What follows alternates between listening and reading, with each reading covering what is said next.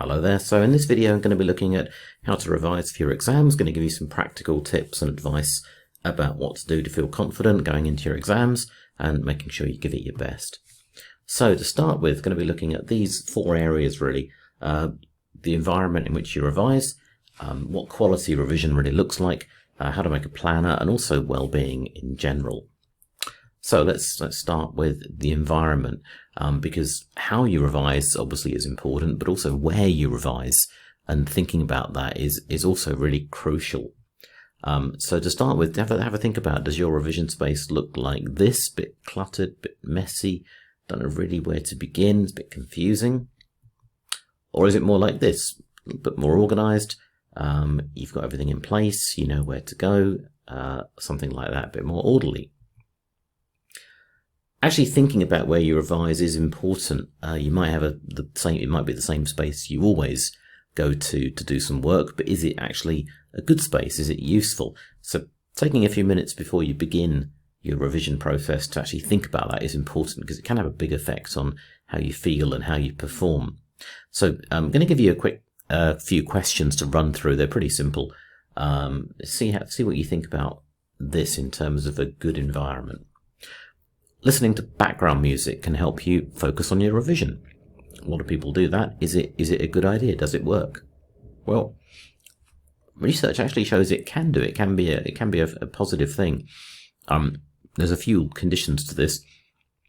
Generally, listening to music that you already know is good, because it then just blends into the background. You're not actively listening.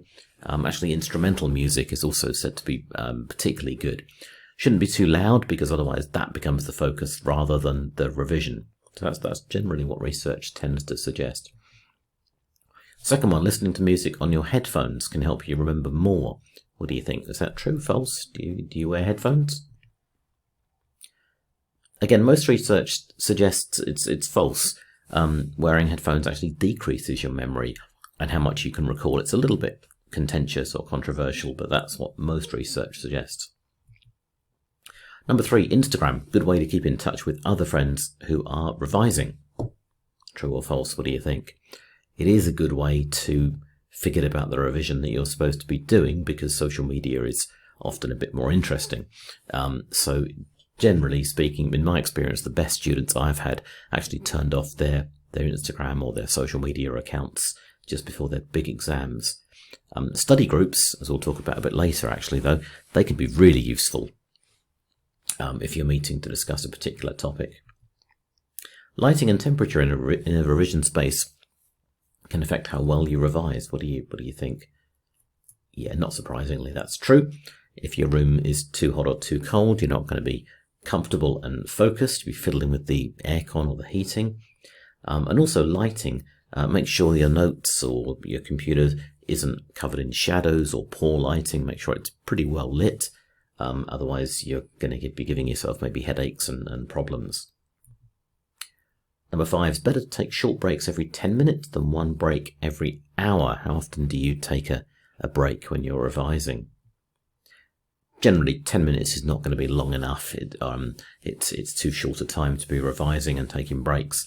You want something like about once every 45 minutes or an hour is good. And a good tip here also is think about where you finish. I often, when I was revising, I tend to finish on something I found kind of slightly easier or interesting, and then getting back into it after the break was much easier for me. Number 6, you should spend as much time revising as possible, even if it means less sleep. Again, not surprisingly, that's false. You've got to get sleep to perform well.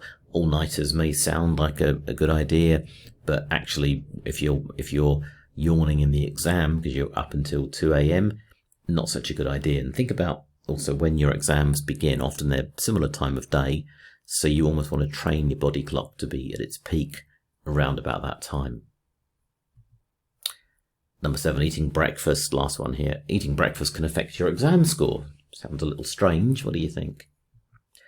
Yeah, actually true. You need to have energy when you're doing exams. So if you don't often have breakfast, now would be a good time to start. You definitely need some energy. A lot of students I've seen, they have things like bananas or fruit just before an exam. Bananas have slow energy or a slow release of energy. So they're really good, actually. What kind of food do you think is good for exams? Or what kind of food do you think you should avoid if you're about to have an exam? Here's some examples.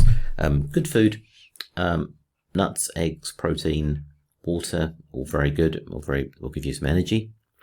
Bad food, unfortunately, biscuits, cookies, rice, quite slow to digest. It's going to make your body a little more tired, and carbonated fizzy drinks, cola, that kind of thing. Again, not particularly good, will give you a sugar rush, but not particularly long lasting. So try and avoid those. The second thing is the quality revision. What does that actually look like when you're actually revising? What do you need to be doing? So I've taken this from a really good Twitter account. There's a source there if you'd like to check them out. Is your revision flat, focused, long-term, active, and transformed? Let's just dive into those and see what that actually means. First thing, is it focused? Are you giving this 100% of your attention? So things you can do to make sure it is focused: put your phone away, even put it in a different room so you can't see all your notifications coming up. Possibly turn music off, as we talked about, depends on the kind of music. Generally, avoid distractions. Be mentally prepared, ready to revise. If you're not, again, be aware of that. Get up, stand up, walk around, come back to it. Is it long term? That means starting early. If you leave it too late, there's a limit to how much you're going to be able to perform and remember. Revision timetable is very good because it commits you to doing a certain amount of revision and practice. Plan a few hours a week, says January. Obviously that depends when your exams are. And also mix up the topics if you're doing more than one subject or topic. Don't have a long stint on only one thing. Try and mix it up a little bit. Is it active? This really means not just staring at your notes. I'm sure we've all done this. You look at your notes and you read something for 10 minutes and then you think, I have no idea what I just read. So if that's the case, then get up, walk around, take a break, come back to it.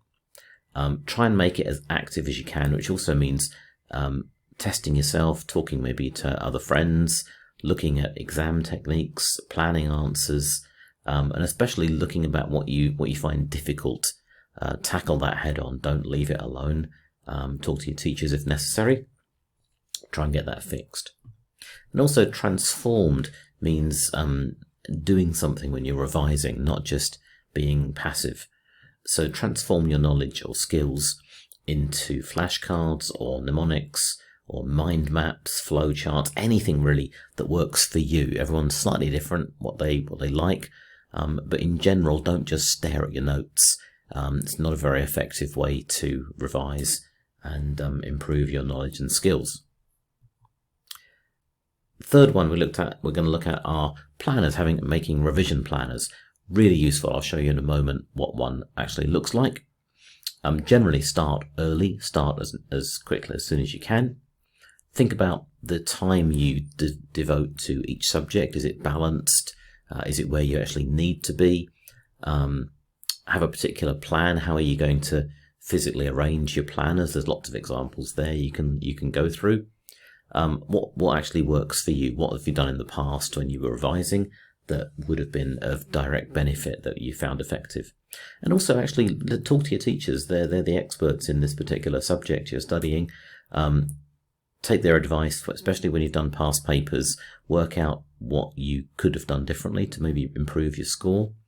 And really focus specifically on their advice, really listen to them. So revision planners, as I said, really important because they make sure you mix things up and you've got a balance between the subjects, and also that you're revising at the right time, because if you know when your exam dates are, you can work backwards and think, right, I need to be preparing for this at this particular point. Another exam might be 2 weeks away. Maybe I can leave that until a little bit later once the other exams are done. This is a very basic example of a revision timetable. When you do fill these up, you can find these online very easily. When you do fill them up, try and make sure you also have breaks added in there. You can't be revising the whole day all the time.